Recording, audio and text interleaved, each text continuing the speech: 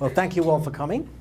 Let me begin. I'm going to tell you a little bit about, first of all, some of the research our students do at USF in my lab. Then I'll talk, tell you stories about various expeditions and research we're doing, and just hit on the highlights. And feel free to ask any questions if you want, interrupt if you want. All right, let us, first we have to point it towards that. Okay, let me tell you this. I want to show you the kind of stuff that we do with some of our students. I teach a variety of classes, and one of the classes I teach is the biology of sharks, which I'm teaching right now. And we take the students out, and this is a class from about a year ago, and these are USF students, and out on the boat actually chumming for sharks with the research vessels, and catching the sharks and measuring the sharks. And that's kind of a fun-filled class, They sign up for that, they're lined up. I have 70 students in that class right now. I'll tell you a little bit about my grad students, because I have grad students, I have PhD and master students working with us, and I'll tell you, just highlight some of their research. This is one of my students, Angela, and she works on these tiny little fish here. She works on goliath grouper. She dives with them almost every day, and she's tracking that grouper is actually alive, and what she's going to do is insert a tag into it. She inserts tags into them, and she goes out and she follows them around in artificial reefs out here of St. Pete and Clearwater, and she's looking at the movement pattern of goliath grouper. Another student is working on billfish. We have a student from Argentina, and she did her master's with me on working on sharks, and now she's working on billfish. So she works on swordfish and she works on marlin. And this is an example of what we do at USF. She works with the engineers, with the Department of Engineering. So one of the questions she is asking, apart from the anatomy, she's interested in how billfish feed, like marlin and swordfish, but she's interested in the design of the bill. So what we've got here as an example this is a swordfish bill, a freshly cut swordfish bill from a swordfish, and what she's implanted on it with the engineers at USF are strain gauges. These are gauges to measure the bending ability of the strain, the bending of the bill. And what she's doing is she's hooking up to these giant machines over here in engineering, and she's bending the bill to see if the bill is designed best, in what direction it's best for swiping at the prey. So she does it with swordfish and marlin and so on. So a real nice integrative work with engineers at USF. Okay, I have another student. We have a National Science Foundation grant. We actually have two of them. And one of them is to study tracking behavior in sharks. So otherwise, when a shark homes in on its prey from a distance, how does it sense the prey, and how does it change what's called sensory switching? As a shark comes in from a distance, it changes its senses as it's going towards the prey before it captures it. So this is a rather simplistic diagram, but it shows you in general when a shark is coming in, say you're out there in the Gulf of Mexico, and you have a chum line, some blood coming off the back of the boat, the first thing that the shark typically senses is what's called the odor field. It smells it. And then it goes into what is called the odor near field. And it can also, there's an acoustic field. That is the distance the shark can hear the disturbance, like the water disturbance. And then, if the water is relatively clear, the shark can see the prey, and at the last minute, right here close to the prey, the shark uses electric sense. They can detect extremely minute electrical fields, only about 10 or 20, 30 centimeters away from the prey. But for instance, if you were in the water and a shark came up to you, they would sense the electricity around your body. And that causes them to strike. Yeah, question? How do you figure that out? How do they figure that out? Their first studies looked at these little ampullae, little pits all over their face. They didn't know what they were. And then what they did is they did electrical experiments where they put electrodes in the water and put minute millivolts, millions of a volt across the electrodes, and they switch them on and off in different parts of the tank, and whenever you switch them on, the shark swims right over to that electrode and nips it. So you can control the shark that way. So this is Jane, and she's from Canada. So we have Argentina, Canada, US. And Jane, among the other things she does, those are little pipes put into the nostril of the shark, and she's pulsing odors into the nose at different timing intervals, and she's basically steering the shark with the odor, the shark. And then she puts them in a big tank like this. Here's a long tank, and here's the shark being steered by the odors going into its nose. So she wants to also see how the sharks track their prey. So we've got to knock out, what we do is we knock out one sense at a time, and then senses in combination. So for instance, we will knock out smell, and then we will knock out the lateral line which senses vibration, and then we'll knock out electricity, and we'll knock them out, and we'll knock out all different combinations and see how the shark tracks its prey. So how do you knock out electricity in a shark? Well, you go down and you buy body paint. See?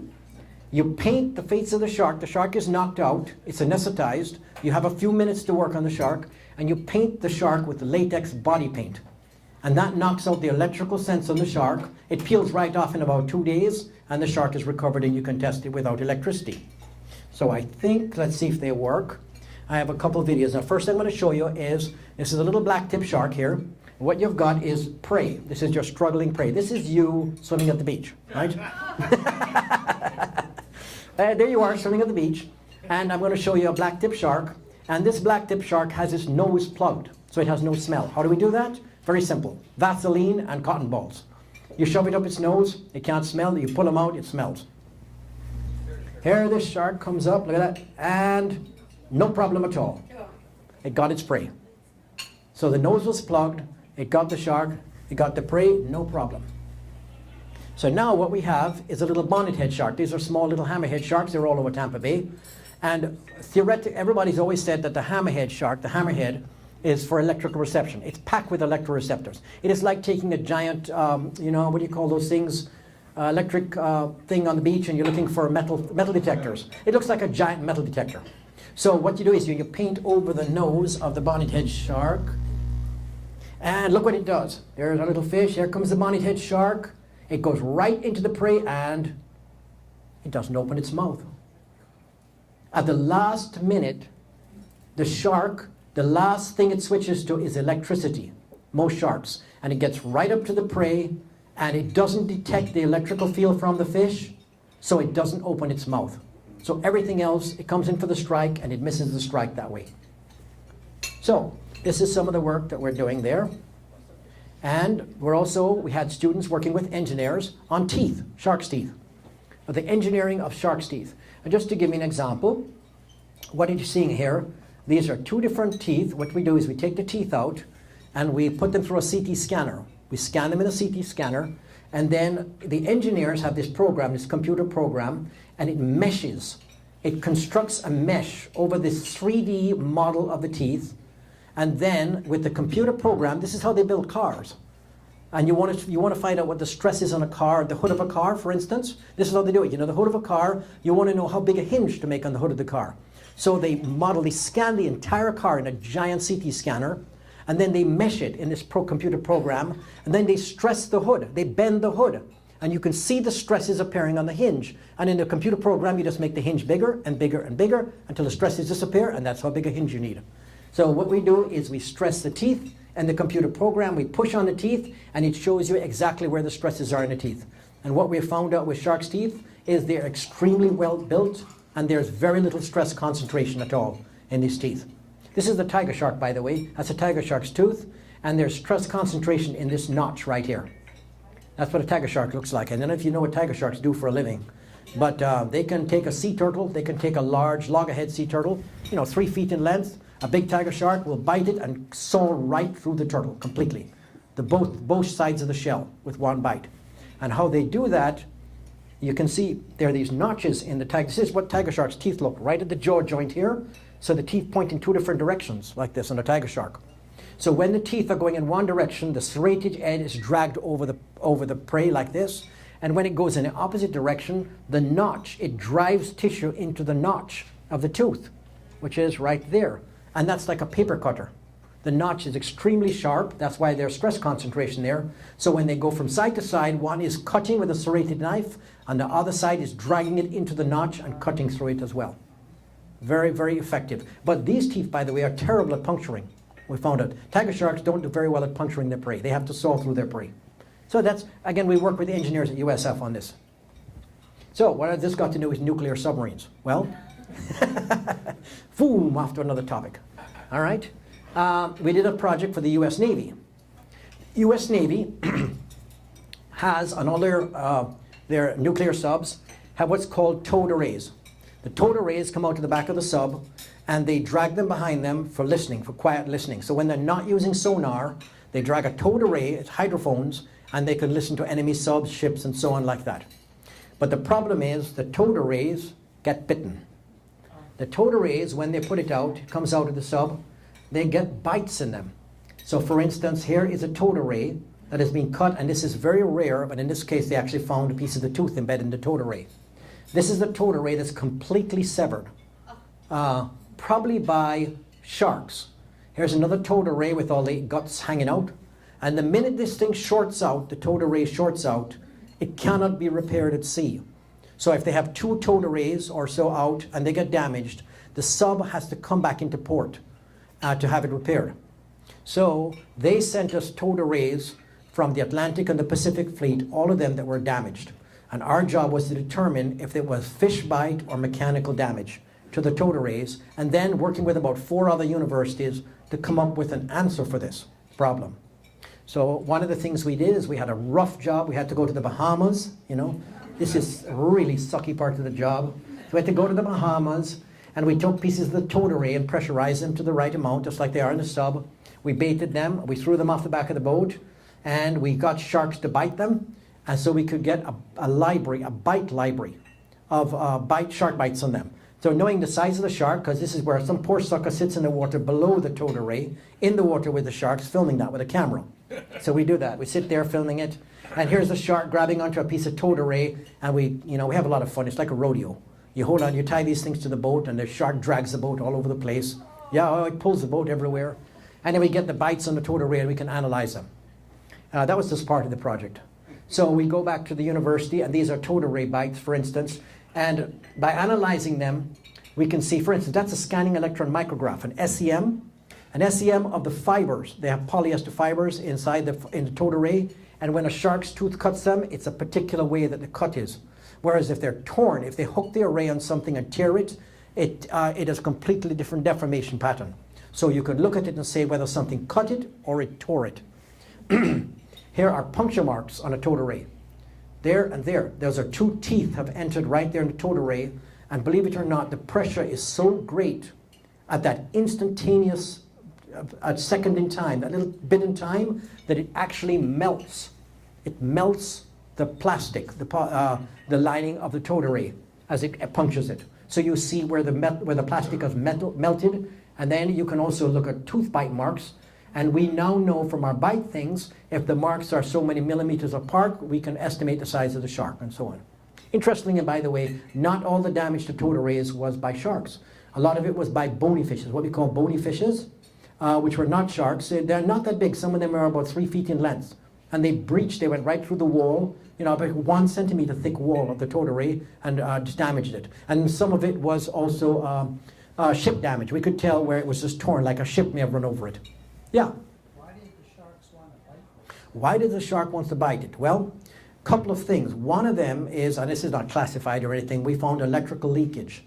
We found electrical leakage at certain parts of the array. They have couplings. Now, but remember, electricity by a shark is only sensed about 20, 30 centimeters away from the thing. So something has to bring them in. And what part of the problem was, and again, this is not the thing I have to kill you if I tell you stuff, but there were parts of it that we cannot disclose, but one of the things was the couplings were made of silver. So we had giant lures. And then we did a statistical analysis of where the bites were, and most of the bites were by the couplings, and so on. So we came up with recommendations to the Navy, which I guess we're not allowed to say, on how to change all this. Yeah. Okay, so we also did testing. This, by the way, we wanted to know how much force it takes to puncture these arrays. We know how much sharks bite. I'll come to that in a second. So what we're doing here, this is called a material testing system that engineers use. And you have a pressurized piece of an array here, and we're driving teeth into it to see how much pressure it takes to puncture an array. And can the shark do it? Yes, a shark can easily do it. Puncture these things. Okay, so we also want a part of our classical work in our lab has been studying how sharks feed and how they bite. And believe it or not, we didn't know that. So our work has investigated shark anatomy and shark biting. And we do many things. We use high-speed video photography and so on to do that. But what you see here is a CT scan. It's a 3D CT scan of a shark's head. Just to orient you, if you take all the muscle and everything off, this is what you would call the skull. That's the shark's skull. That's its upper jaw. That's its lower jaw. And these are some cartilages that support the jaw. And these are the vertebrae. And this is our simulation of what it looks like. That's how a shark's jaw works. It's pretty simple, actually. But to do that, what we do a lot of the time is we implant electrodes in their head. So we will have a shark in a tank, a small shark, and we will have 24 wires to the muscles in his head wired up, and we'll have high-speed cameras running at the same time. And when the muscles contract, the muscles that control all these elements of the head are firing. We're seeing that on an oscilloscope on a chart recorder. At the same time, we're doing high-speed photography of it, and you can piece the two together and figure out how sharks bite. Yeah? Is it the case that the top of the jaw can detach from the rest of the skull? Right. In sharks and in other vertebrates as well, the upper jaw can protrude. So what happens is when the lower jaw goes down, sharks, this cartilage pivots down. This is what we have to figure out. We were actually the first people to publish this, the mechanics of it. And then the upper jaw protrudes. It comes out. Then they bite against it and then retract it. And if you watch Discovery Channel Shark Week, they show endless footage of white sharks doing that, protruding the jaw. But we actually don't know why they do it. We don't know the function, really. It's never been proven. They can gouge pieces of their prey and so on, but other than that, it's not quite clear why they do it. So we also study bite force in sharks. So what we have here are some of the students doing it. We do big sharks and little sharks, mostly small sharks. And this is the little bonnet-head shark, and this is the bite force meter. It's the same thing that engineers use. It's a strain gauge. And this is hooked up to laptop computers and electronic gear and stuff like that. And we put it inside the shark's mouth. Normally you take the shark out of the tank. In most cases, you can take it out of the tank and restrain the shark quickly for about 30 seconds. And you can put the bite force meter in its mouth. And the shark normally is very mad at this point. And the shark will bite the bite force meter. And it works, right? In most cases, it does. But this is a bull shark. This is a big bull shark. This is a nasty bull shark. So we took the bull shark out of the tank. We put him on the ground. And everybody says, it's in all the textbooks, well, not the textbooks, but on all the literature, this stuff, that if you touch the teeth of a shark, it's an automatic involuntary response and they must bite. We took the bite force meter and we held his mouth, his nose up, his mouth open, and we took the bite force meter and we tapped his teeth and tapped his teeth and tapped his teeth, and he did nothing. He said, held his mouth open, tapped his teeth. We took the bite force meter out and we let him go, and you know what he tried to do? He swung to the side and tried to bite us. Yeah. So they are very, very smart. So we couldn't get him to bite. We could not get bite force in the bull shark.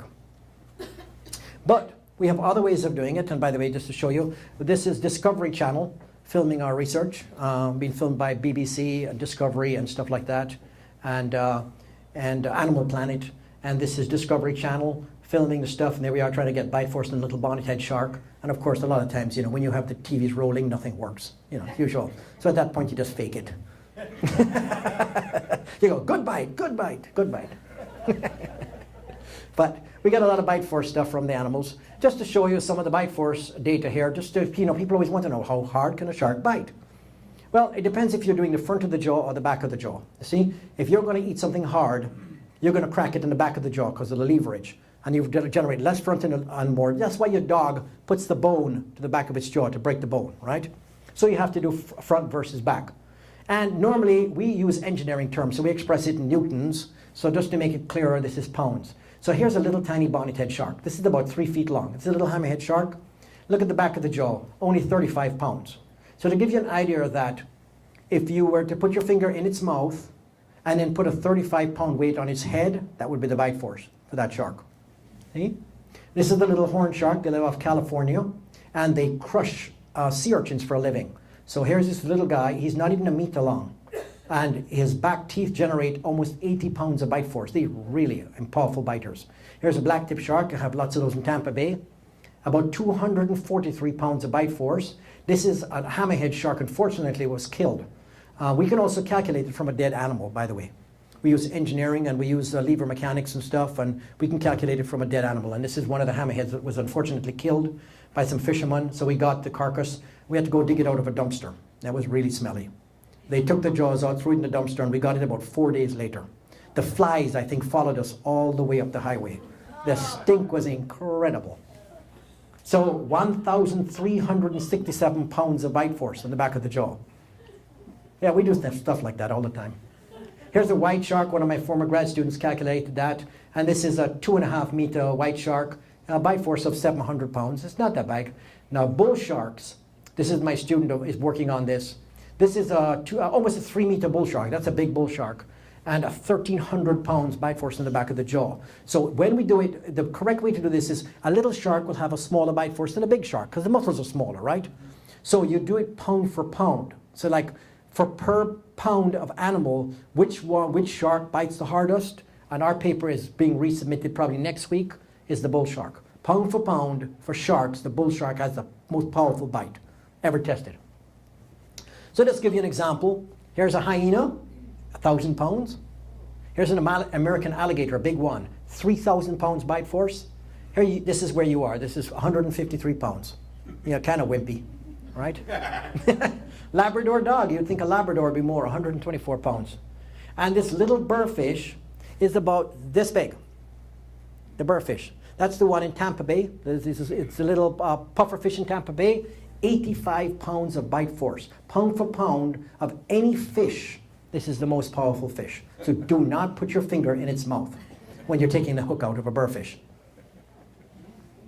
Okay, so we also measure suction force. Nurse sharks love to suck. And so what we do, we went over, this is the power plant on the other side of Florida. And we're over here and we are taking suction pressure gauges. And this is an entrainment area. The sharks get trapped inside here. This is the nuclear power plant on the other side. Port St. Lucie, I think it is, over there. So we go down there and the sharks are all trapped in this lagoon. And we strap fish and bait over this. This is a pressure transducer. And we offer it to the shark. And we can see how the sharks can suck. And nurse sharks are incredible suckers. Let's see if we can do this. And this is going to be very fast. Boom. That's the suck, repeating over and over again. That's how fast the suction is on a nurse shark. 35 thousandths of a second just to open its mouth. Incredible suction force. So you see the nurse shark does it by suction, and the other thing like the tiger shark does it and the bull shark does it by incredible bite force. Now, we're also doing a project right now. We're finishing a project with engineers at University of Alabama, and this is the mako shark. And what we're looking at is the scales on the side of the mako shark possibly reduce drag. When the mako shark is the fastest swimming shark is going through the water, believe it or not, scales could actually reduce the drag on the shark. And this is equivalent, think of a golf ball. Golf balls have dimples.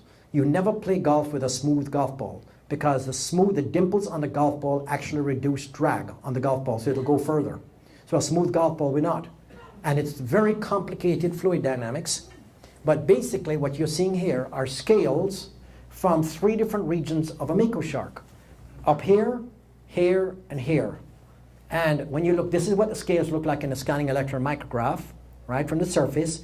But when you look at the scales with histology, the study of tissues here, you will see that the scales on the side of the shark here are very, very flexible and thin. They have thin bases and extremely flexible.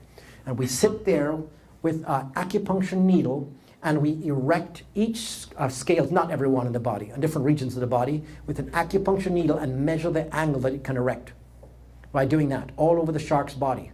And this region of a mako shark has highly, highly erectable scales.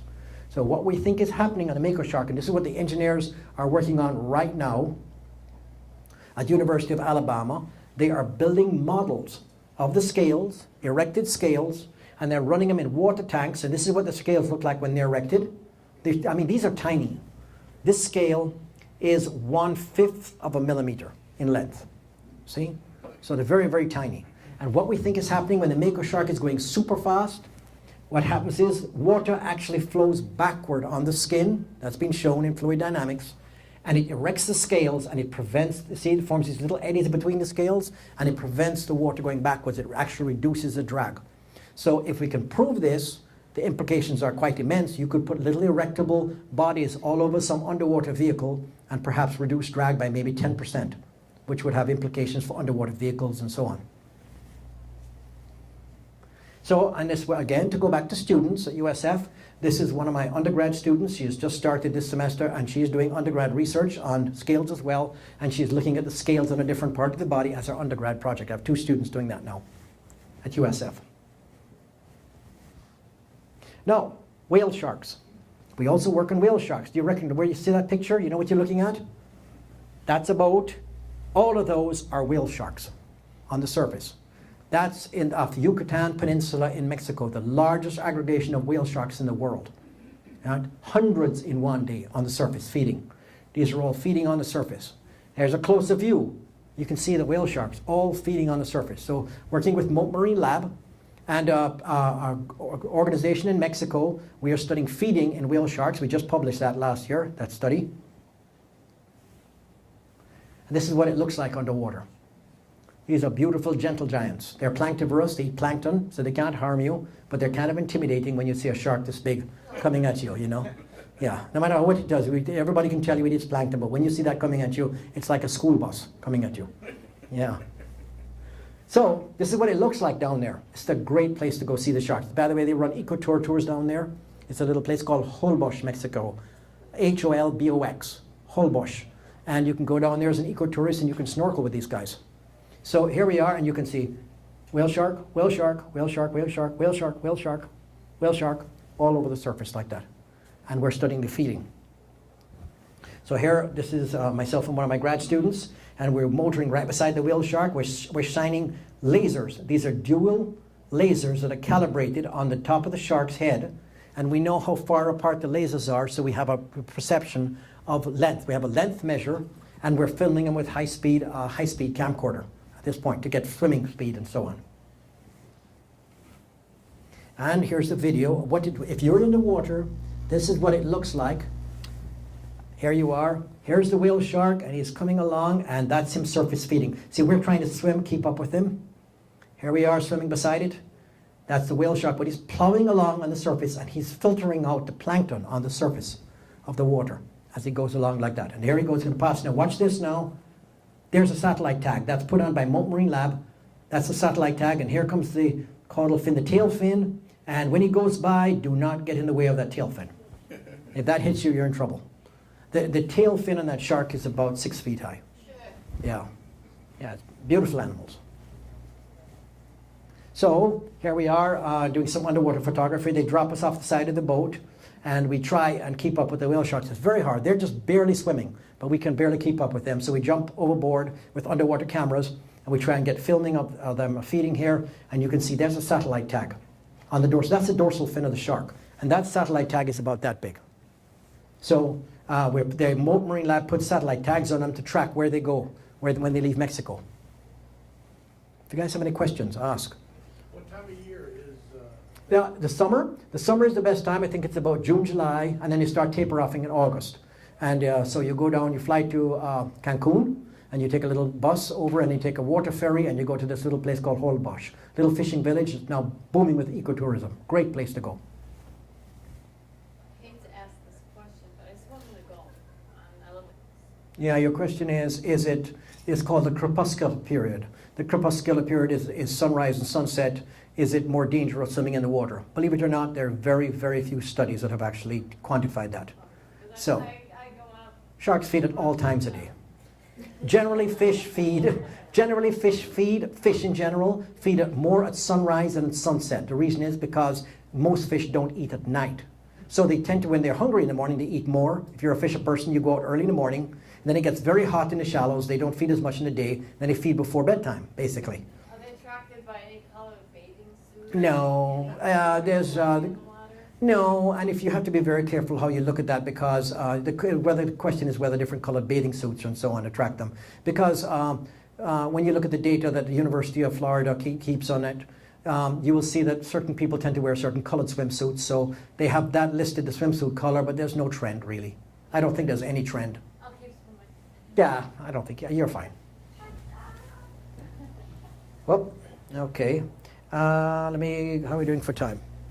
Okay, let me just back up a little bit. I wanted to show you this one here. Here is a whale shark swimming by the camera. This one is not feeding now. He's actually just swimming under the surface. There, as you can see, it goes by. Here it is. Now look at the size of the shark. And he has a satellite tag put on by Mote Marine Lab, which is going to come up right there. And here comes one of the staff. And what he's trying to do is get down there. See, it's not easy keeping up with this shark. He's trying to get down there to look on the light to see if the light is on. If the light is on, the satellite tag is working. So You got to go down there as fast as you can go. You're trying to keep up with it. There's another tag with a number on it. He's trying to read the tag to see if the satellite tag is now working, because it's a couple $1,000s for that tag, and then make it to the surface in time. And then the other thing you do is you have to snorkel underneath the shark to tell its sex. That's how you can tell a shark's sex. So somebody has to snorkel under there and tell if it's male or female. So we work with Georgia Aquarium as well. I don't know if you, Georgia Aquarium has this huge tank with whale sharks, captive whale sharks. So we've done studies with Georgia Aquarium. This is their tank. This is the window of their tank at the Georgia Aquarium. If you've never been there, you want to go. It's a great place. So I think they have 4 whale sharks now in captivity. So this is behind the scenes. So we are on top of the facility at the Georgia Aquarium, and they are capturing a whale shark here to do some blood work. So what they do is they bring the whale shark into this thing and just gently restrain it, and they're going to draw blood and check blood chemistry and so on the whale shark, and then release it back into the tank. And they do this on a regular basis. And the sharks are quite used to it at this point. So we had the opportunity now, because we were trying to figure out how whale sharks feed, to jump in the water here. So myself and Dr. Huder from Marine Lab are lucky enough, we jump in the tank in here, and this is a live whale shark. It's anesthetized, but not completely out. And what they're going to do is they're going to open the mouth of the whale shark and hold it open, and we're going to crawl inside. So we crawl inside, and we take our camera, and we use our hands, because we want to know what the feeding apparatus looks like. It's been only described in one paper before. So we crawl inside there, and we take our hands, and we feel around inside this whale shark, kind of blind, like touch. And then we took the camera in there, and we took some pictures. And this is the best you can see, but you can see when you're looking, we now have our head and the camera inside the shark's mouth, and the teeth are tiny, just tiny little teeth. There's the teeth there. You just hope it doesn't close its mouth at this point. That would not be good. And those are pads inside the whale shark's mouth. See? They filter the plankton out with these pads. There's tiny little teeth here. They do nothing. But these pads are what's working, filtering out the plankton on the whale shark. So we published this paper, a rather big paper last year, on whale shark anatomy, feeding, behavior, diet, nutrition, everything, published under USF's name. And this is the whale shark anatomy, and this is what it looks like. The water goes into a whale shark's mouth like this, and it goes through these pads, and that's what the pads look like. And these are the pads, and then it comes out the side, the gill slits on the side of the shark, and these are the pads, actual pads from a whale shark, and it is filtering out with these little pads, and they have these tiny little pores, and they have this incredible filtering apparatus to filter out plankton and stuff. And we work with fluid engineers to try and figure out why they don't clog, and the fluid engineers came up with an idea about the fluid flow inside and how it prevents it from clogging. So this is everything showing from behavior, animal behavior, to anatomy of sharks. Very nice stuff on whale sharks. And lastly, I think this is the last part, remora, shark suckers. What have shark suckers got to do with anything? Well, remora are these little fish here, and they stick onto sharks, turtles. By the way, this is the parrotfish. They stick onto parrotfish. They stick onto a dolphin. There's some that stick onto whales. And of course, they'll stick onto you. If you guys or anybody goes snorkeling or diving, quite often these little guys will come and stick onto you. It's kind of unnerving. You're kind of looking for the shark. You know, where did it come from? So this is how a remora does it. This is a suction disc on the remora's head. It is a modified fin. And it has slits that look like these blinds, just like these blinds here. And when you erect the blinds like that, right, when you erect them, it increases the volume underneath here, which decreases the pressure. And this lip is a fleshy lip, so it's a perfect seal. It's like a silicone seal, right? But also, it's really cool, when they erect this little lip here, there are teeth on it. So when they erect the blinds, like opening the Venetian blinds, there are little teeth on it, and the teeth then grip the scales of the fish. So they have gripping ability with scales, and they have suction. And that's why they're great stickers on everything, right?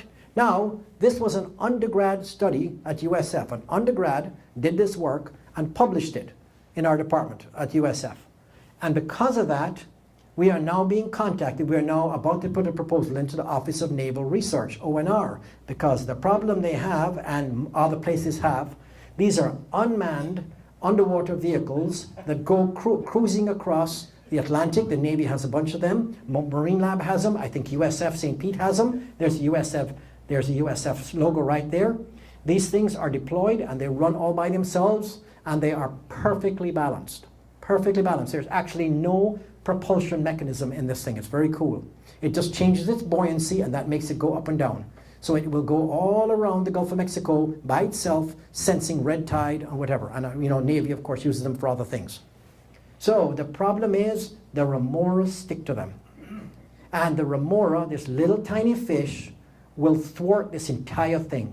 Because the weight of the remora, it is so intricately balanced that the weight of the remora will offset the thing, and this will shut down. It will go into shutdown mode eventually and abort the mission, and then pop out of weight and go to the surface. So this little fish is foiling this multi-million-dollar thing. So we are trying to work and figure out how to prevent remora from attaching to underwater vehicles. And that started with an undergrad study published by an undergrad at USF. So I think that is my last one. If I had any questions, I'd gladly answer them. Okay. No questions. Yeah. So you showed us the whale shark and the pads, and how does it actually eat the plankton that it gets? Yeah, the whale shark goes through the water, plowing through the water, and what we think is happening, it's not been proven, is it's called cross-flow filtration. So the water goes in with plankton, and if you take a sieve in your kitchen sink, right? And you take the sieve like this, and you just pour spaghetti and water straight down into it. That's called dead-end filtration. The spaghetti will clog the pores in no time, right? So what they do in the beverage industry is the pads, the filtering pads, are put at an angle to the water. The beverage industry has the same problem because when they're filtering beverages, the pads clog up in the filtration system. The water hits the pad at an angle. The water goes through the pads and the particles collect downstream. And that's called cross-flow filtration. And they form a bolus, a swirling bolus at the back of the thing. And we believe the whale shark, because the pads are at an angle, is doing exactly that. In the back of the mouth, basically, there is a swirling bolus of plankton, and every now and then it goes oop and swallows it, and it keeps swimming. But they still clog, it will clog the pads a little bit. So every now and then, we timed it about every 7 to 10 minutes, the whale shark comes to the surface and spits. He just spits, and a whole bunch of white gunk comes out, and they clear the pads, and then they resume feeding again. Yeah. We actually time spits. It's pretty weird. Anything else? So we do all kind of strange things, but it's all fun. I do have a question. Earlier in your bonnet had electric Sense? detection study. Mm-hmm. I know that usually living animals are the ones that give off that electric field. Oh, the good question. Bait or electrically? Yeah, where does electric fields come from? You know, a shark can sense electricity. You right now are radiating electric aura all around your body. We can't sense it, right? Because we're not electrosensory. But a shark would sense it. Every time your muscle contracts, it generates electricity. That's why EKG, they put the leads all over you. Because they're picking up the electrical impulses from your heart, from the contraction of your heart. So any muscle contracting causes that. If you're leaking any ions, charged particles at all, that's electrical charge. So excretion of ammonia and so on is charged particles. The worst for an animal is when an animal is wounded. The minute the animal is wounded, it starts to leak a lot of ions and blood into the water, and that is an electrical field, another electrical field. They will detect the ions. If I take a piece of metal and take it underwater, just a piece of metal, and if I take 2 pieces of metal, it's galvanic, right? You get a galvanic effect. And if you just take a piece of stainless steel, it's an electrochemical event. There's a charge on that piece of stainless steel. The shark will come up and bite it. That's how you would charge it? The bait? The bait is actually live fish in that thing. That's live fish, struggling fish. So the fish is leaking ions and blood and all that stuff, and the shark senses it. As soon as it gets close, it senses it. If you just take a piece of metal and put it in a tank with a shark, as soon as the shark gets about 10 centimeters from it, it will nip it automatically. So it makes you wonder about wearing metal pieces of things when you're diving with sharks. Yeah, the metal watches and metal cameras and so on. Yeah. Yeah. How many types of sharks are there in the Tampa Bay area? Oh, in the Tampa Bay area, how many sharks? There's not that many. The most common ones are the black tip, the bonnet head, bull sharks, hammerhead sharks. The Atlantic sharp-nosed shark is very common. There's a bunch of other less common ones around here, like nurse sharks are found around here occasionally and stuff. Sandbar sharks and so on. So 10 or 15 probably are very common, but there's probably 2 or 3 species which are very common, and they're all over here. Tampa Bay is full of them. It's a pupping ground. The sharks pup in Tampa Bay. They come in to give birth in Tampa Bay. Yeah, along our beaches, there's sharks always along the beaches. You just don't see them. Yeah, which is kind of good. Any other questions for Dr. Motta? Well, let's thank him very much. Thank you. Thank you. Okay. I'll take that now.